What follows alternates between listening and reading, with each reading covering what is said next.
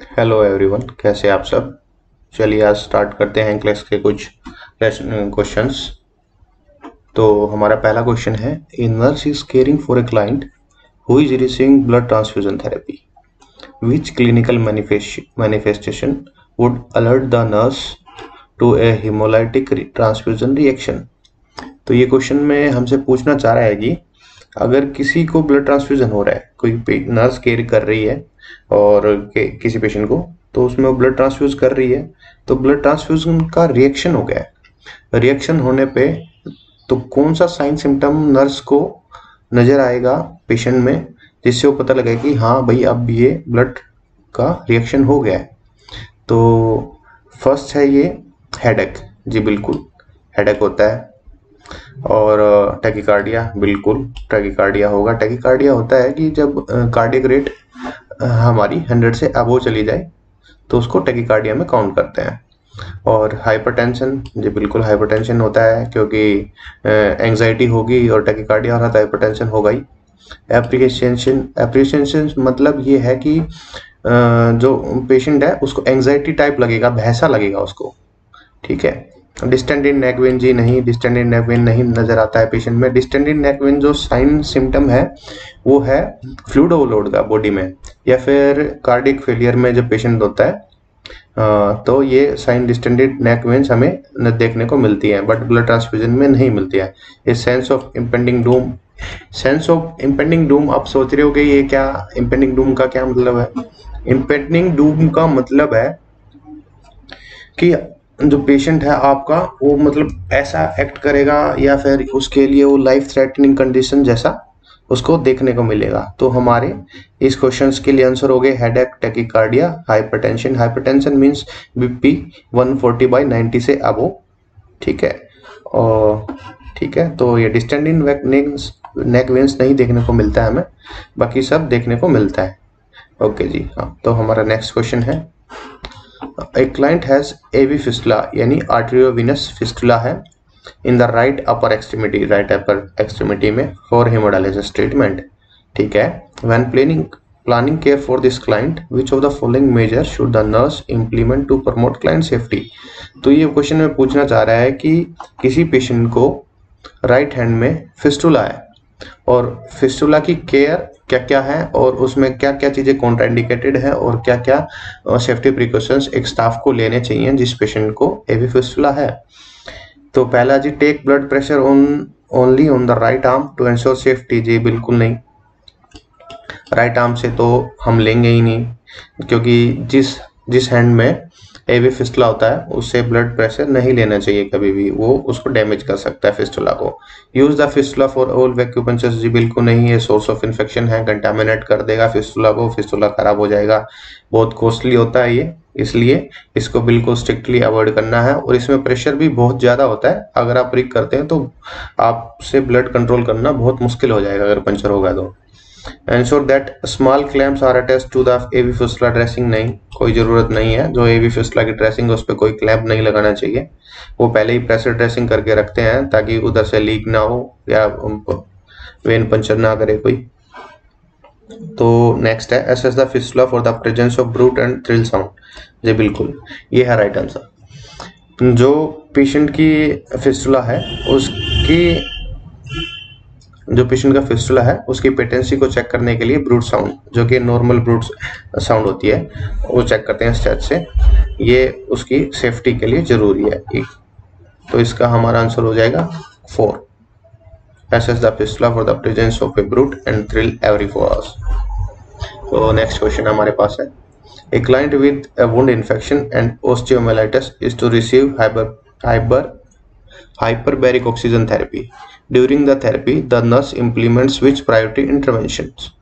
तो ये क्वेश्चन पूछना चाह रहा है कि किसी पेशेंट को वुंड इन्फेक्शन हुआ है और वो hyperbaric oxygen therapy, hyperbaric oxygen therapy होती है, एक बैरल शेप का बॉक्स होता है, उसमें पेशेंट को लेटाते हैं और ऑक्सीजन हाई कंसंट्रेशन पे, मोर देन इन्वायरमेंटल जो हमारा ऑक्सीजन होता है उससे ज्यादा ऑक्सीजन हम प्रोवाइड करते हैं, जिससे जो उसके वुंड है उनका इन्फेक्शन चला जाए और वुंड जल्दी से हील हो जाए। तो पहला इसका ऑप्शन है मेंटेन एन आईवी एक्सेस। जी कोई जरूरी नहीं है उसके लिए IV access. Ensure that oxygen is being delivered, ठीक है। Administration sedation to prevent claustrophobia, नहीं, बिल्कुल नहीं देना चाहिए। सेडेशन देने से ऑक्सीजन और भी कम हो जाता है हमारी बॉडी में। Provide emotional support to the client, दे सकते हैं बट ये यहाँ नेसेसरी नहीं है इतना जरूरी। इमोशनल सपोर्ट पहले उसको सब कुछ एक्सप्लेन कर दिया गया होता है। तो इसमें हमारा राइट आंसर जाएगा second, ensure that oxygen is being delivered. क्योंकि पहले तो ये इसलिए देखना होता है कि पहले तो बॉक्स बंद होता है, अगर उसमें भी ऑक्सीजन नहीं जाएगा तो पेशेंट और हाइपोक्सिक हो जाएगा। तो इसलिए हमारा ऑक्सीजन का लेवल जितना हम देना चाहते हैं वो देखना चाहते हैं। तो इसी के साथ हम थोड़ा बात कर लेते हैं ऑक्सीजन का, हमारा इन्वायरमेंट में कितना होता है। हम जो इनहेल करते हैं वो होता है 21%। 21% ऑक्सीजन हम इनहेल करते हैं और एक्सहेल करते हैं हम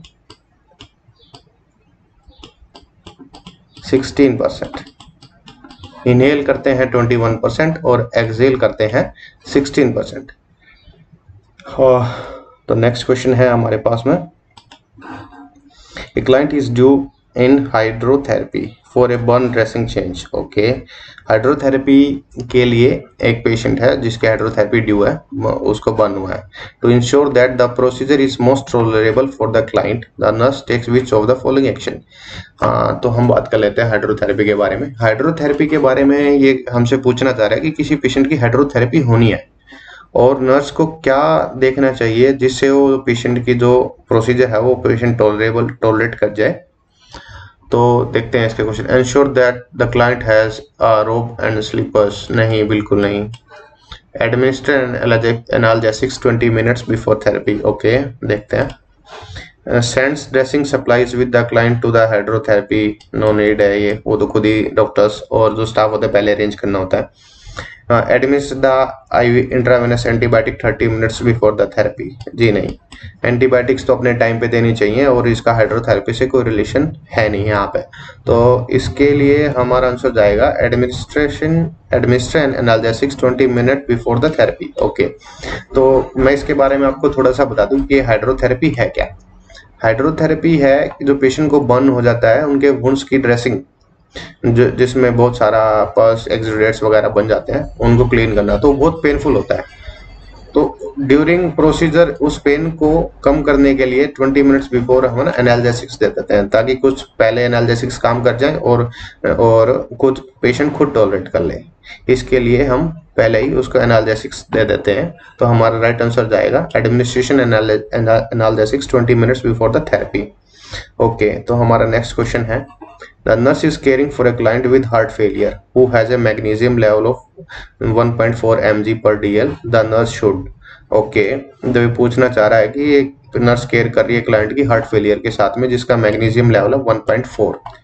तो नर्स उसमें क्या मॉनिटर करेगी? Monitor the client for irregular heart rhythms, okay.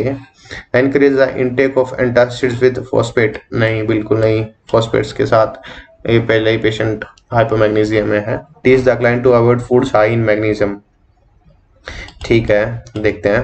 Provide a diet of ground beef eggs and chicken roast, नहीं। तो हमारा पहले मैं आपको बता दूं नॉर्मल मैग्नीशियम लेवल होता है हमारा 1.8 mg पर dl टू 3 mg पर dl। ये जो मैग्नीशियम का वैल्यू आपको कहीं कहीं 1.7 से 2.2 भी मिल जाएगा, बट ये एंक्लेक्स बेस्ड मैंने आपको बताया है कि जो एंक्लेक्स हमारा मैग्नीशियम का लेवल नॉर्मली मानता है वो है 1.8 mg पर dl टू 3 mg पर dl। तो ये पेशेंट है हाइपोमैग्नीशियम में। मैग्नीशियम वाले पेशेंट को फॉस्फेट नहीं देते हैं, ये इसको और कम कर देता है, फॉस्फेट और कम कर देता, तो इसलिए ऑप्शन चला जाएगा। और हाइपोमैग्नीशियम में जो पेशेंट होता है उसमें हाइपोमैग्नीशियम का काम है इरेगुलर हार्ट बीट क्रिएट करना। तो अगर मैग्नीशियम नॉर्मल लेवल में होता है ये regular heart rate rhythm maintain करता है, बट ये हाइपोमैग्नीशियम हो गया तो इरेगुलर हार्ट रेट्स हो जाएंगे इस पेशेंट में। तो इस क्वेश्चन के लिए हमारा राइट आंसर जाएगा monitor the client for irregular heart rates. So हमारा नेक्स्ट क्वेश्चन है A nurse is assessing a pregnant client with a diagnosis of abruptio placenta. Abruptio placenta. The nurse expect to note which manifestation of this condition. Select all that apply. तो ये हमें पूछना चाह रहा है कि एब्रोसियो placenta का कोई पेशेंट है तो उसमें क्या क्या क्लिनिकल मैनिफेस्टेशन देखने को मिलेंगे। तो पहले हम बात कर लेते हैं एब्रोसियो प्लेसेंटा की बात में। ये क्या है कि जो नॉर्मली डिलीवरी से पहले ना, डिलीवरी से पहले, बेबी डिलीवरी से पहले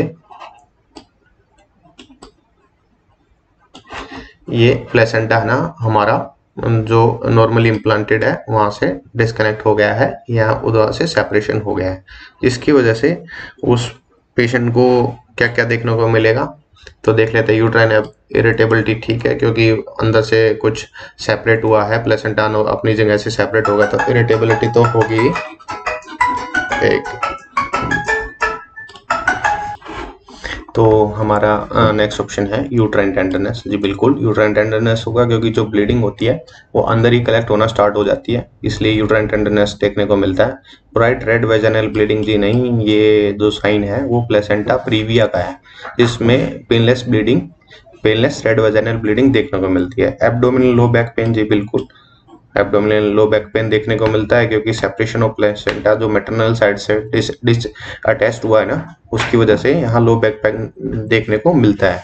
non reassuring fetal heart rate patterns जी बिल्कुल non reassuring fetal heart rate patterns देखने को मिलते हैं इसमें एब्रोसिव प्लेसेंटा में।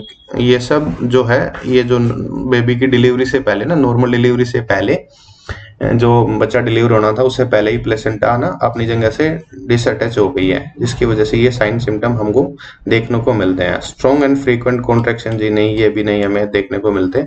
तो हमारा राइट आंसर जाएगा uterine irritability, uterine tenderness, abdominal and low back pain, non assuring fetal heart rate patterns. Okay, तो हमारा नेक्स्ट क्वेश्चन है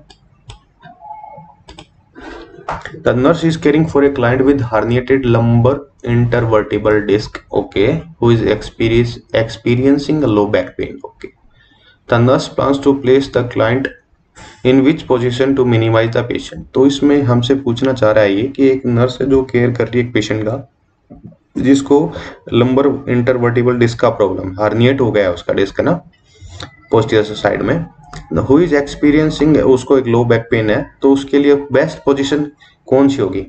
तो बेस्ट पोजीशन की बात करें तो पहला ऑप्शन इसने हमें दिया है flat with knee raised. Knee raised flat तो नहीं करेंगे, फ्लैट पोजीशन में तो हमारा जो बैक पे है वो मसल्स का प्रेशर और बढ़ जाएगा। नी रेस्ड, ये अगर खाली नी रेस्ट की बात करें तो ये थोड़ा सा हम कर सकते हैं, बट ये ऑप्शन हमारा गलत हो गया क्योंकि इसमें फ्लैट दिया हुआ है।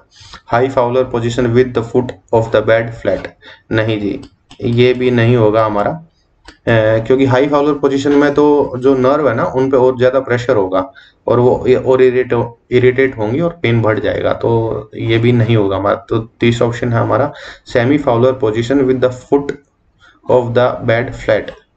सेमी फाउलर पोजीशन वैसे हम दे सकते हैं, एक्चुअल में सेमी फाउलर पोजीशन दे सकते हैं, but foot of the bed जो है वो हमारा फ्लैट नहीं होगा। इससे क्या है कि जो हमारी बैक की मसल्स है ना वो रिलैक्स नहीं होंगी, तो ये भी ऑप्शन नहीं होगा हमारा। तो फोर्थ ऑप्शन है semi Fowler position with the knee slightly raised. Okay, ये है सही आंसर। सेमी फाउलर पोजीशन देंगे, वही है 35 to 45 डिग्री के अराउंड सेमी फाउलर पोजीशन दो और उसकी नीज को स्लाइटली रेज कर दो। इससे क्या होगा, नीज रेज करने से जो हमारी बैक की मसल्स है ना उन पे जितना प्रेशर पड़ रहा है वो सब रिलीज हो जाएगा, जिसकी वजह से उसको पेन हो रहा है ना वो पेन नहीं होगा पेशेंट को। ओके, तो हमारा राइट आंसर है semi Fowler position with the knees slightly raised. तो नेक्स्ट क्वेश्चन पे चलते हैं। A client with myasthenia gravis is admitted to the hospital, okay, and the nurse history reveals that the client is taking pyridostigmine. The nurse assesses the client for the side effects of medication and asks the client about the presence of, तो myasthenia gravis का एक patient है हमारे पास में जो admitted किया है hospital में।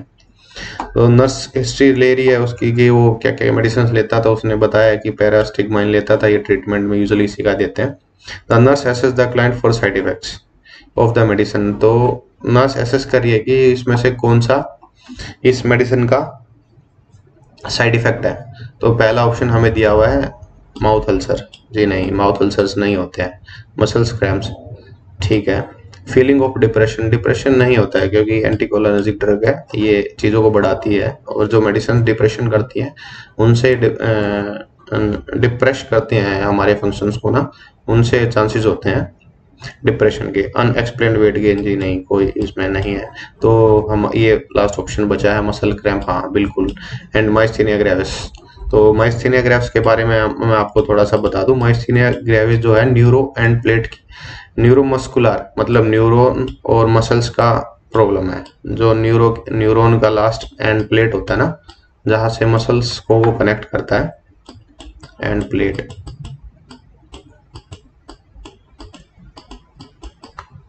प्लेट जो मसल से कनेक्ट होती है, वहां के जंक्शन का प्रॉब्लम है ये मसल्स, वहां के जंक्शन का प्रॉब्लम है। जंक्शन में क्या है कि जो कोलेस्टेज एंजाइम होते हैं हमारे वहाँ, वो इसको अच्छे से जो मैसेज है वो पास नहीं कर पाते, और कई बार ये मेडिसिन लेने से ना इसकी टॉक्सिसिटी बढ़ जाती है, जिसमें मसल्स क्रैम्प्स देखने को मिलते हैं। जब ये एक्स्ट्रा इसका काम है कि मसल्स को, ये जो जंक्शन है इसको अच्छे से काम कराना, अच्छे से काम कराना मतलब ये है कि ये इसके जंक्शन पे काम करेगा, जो इसके उधर न्यूरोट्रांसमीटर्स है उनकी पावर को बढ़ाएगा और मसल्स को अच्छे से काम कराएगा। बट ये कई बार क्या होता है ना, और डोज ले लिया या फिर मेडिसिन स्किप कर दिया, तो ये मसल्स क्रैम्प्स वहाँ पे ऐसे देखने को मिल जाते हैं। तो ये इसका साइड इफेक्ट है मसल क्रैम्प। तो हमारा सही आंसर है answer 2, muscle cramp. The next question है हमारा, a client with fractured right ankle has a short leg cast applied in the emergency department during discharge teaching, the nurse provide which information to the client to prevent complication. Okay, तो ये हमसे पूछना चाह रहा है कि एक patient आया है जिसका फ्रैक्चर्ड है राइट एंकल, ठीक है, और उस पे उन्होंने प्लास्टर लगा दिया है इमरजेंसी डिपार्टमेंट वाले में। तो टीचिंग ड्यूरिंग डिस्चार्ज टीचिंग, तो उसको पेशेंट का डिस्चार्ज करें तो उसकी टीचिंग में नर्स क्या इन्फॉर्मेशन उसको देगी कि उसको आगे कोई कॉम्प्लिकेशन ना हो। तो पहला है कि trim the rough edges of the cast after it dries, ये बिल्कुल नहीं, प्लास्टर के साथ कोई छेड़छाड़ नहीं करनी है घर जाके, ये ड्राई हो या चाहे वेट हो, कोई इसके साथ छेड़छाड़ नहीं करनी है। Weight bearing on the right leg is allowed once the cast feel dry, नहीं, जब तक हमारा फ्रैक्चर अच्छे से हिल नहीं हो जाता उस पर वेट बियर करना बिल्कुल भी अलाउ नहीं होता है। ये स्ट्रांगली कॉन्ट्राइंडिकेटेड है कि उस फ्रैक्चर्ड लेग पे कोई भी वेट बियर नहीं करना है। तो थर्ड ऑप्शन है accept burning and tingling sensation under the cast for 3 to 4 days। Actual में ये नॉर्मल है 3 से 4 दिन तक। तो इसके लिए अभी देखते हैं कि accept burning and tingling sensation under the cast for 3 to 4 days, ये इतना नहीं होता है, फिर भी ये भी नहीं होगा हमारा ऑप्शन, क्योंकि tingling and sensation under the cast for 3 days for some time के लिए हो सकता है, कुछ आवर्स के लिए, बट ये भी 3 to 4 hours बहुत ज्यादा हो गए हैं। Keep the right angle elevated above the heart level with pillows for 24 hours, जी बिल्कुल हमारा सही आंसर यही है। इसका पर्पस क्या है कि ये विनस रिटर्न को प्रमोट करता है। जब पिल्लो रखेंगे पैर के नीचे तो हमारा जो हार्ट है हार्ट लेवल से अबव हो जाएगा हमारा एंकल, जिससे क्या होगा कि जो उधर स्वेलिंग होना है ना, वो ग्रेविटी के से और विनस रिटर्न के हिसाब से बैकफ्लो आ जाएगा और वहाँ वो अच्छे से सेट हो जाएगा और उसको स्वेलिंग नहीं बढ़ेगा पैर में, और जिससे उसको टाइटनेस फील नहीं होगी। इसलिए ये हमारा फोर्थ जो है वो राइट आंसर जाएगा। तो नेक्स्ट मूव करते हैं क्वेश्चन नंबर 10 की तरफ, और ये आज का हमारा लास्ट क्वेश्चन है। An adult client with fractured left tibia has a long leg cast. किसी पेशेंट को, एक क्लाइंट है जिसका फ्रैक्चर हुआ है लेफ्ट टिबिया में और उसको लॉन्ग लेग कास्ट मतलब प्लास्टर कर दिया, एंड यूजुअली क्रचेस टू एम्बुलेट, और वो क्रचेस यूज कर रहा है घूमने फिरने के लिए। In caring for the client, ऐसे पेशेंट की केयरिंग करने में the nurse assess for which sign and symptom that indicate a complication. तो इसमें नर्स को क्या कॉम्प्लिकेशन इंडिकेट दिखेगा कि ये जो कॉम्प्लिकेशन है ये क्रचेस की वजह से हो रहा है, associated with the crutch walking, ठीक है। लेफ्ट लेग डिस्कम्फर्ट नहीं, कोई कोई उसका रिलेशन नहीं है। वीक बाइसेप्स ब्रेकी नहीं। Tricep muscle spasm, tricep muscle spasm हो सकता है क्योंकि वेट बियर कर रहे हैं अपर बॉडी, लोअर बॉडी का अपर बॉडी पे, तो ये थोड़ा बहुत हो सकता है। बट ये भी फोर आर्म मसल वीकनेस नहीं। ये फोर आर्म मसल वीकनेस जो है वो देखने को मिलता है कि जो पेशेंट है वो अच्छे से जो क्रचेज है उनका यूज नहीं कर रहा है, ये इसका एक कॉम्प्लिकेशन है क्रचेज वॉकिंग का, फॉर आर्म मसल वीकनेस। इसमें जो पेशेंट है उसको एडवाइस करना चाहिए, जो पेशेंट क्रचेज कर रहे हैं वो जो क्रच यूज कर रहे हैं वो जो एक्जिला में जो उसकी प्लेसमेंट है वो 2 to 2.5 सेंटीमीटर लेटरल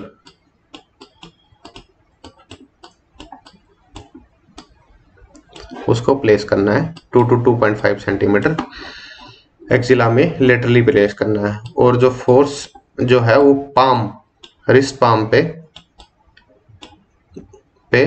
रखकर यूज करना है, रिस्ट पाम का यूज करना है, ना कि फोर आर्म का।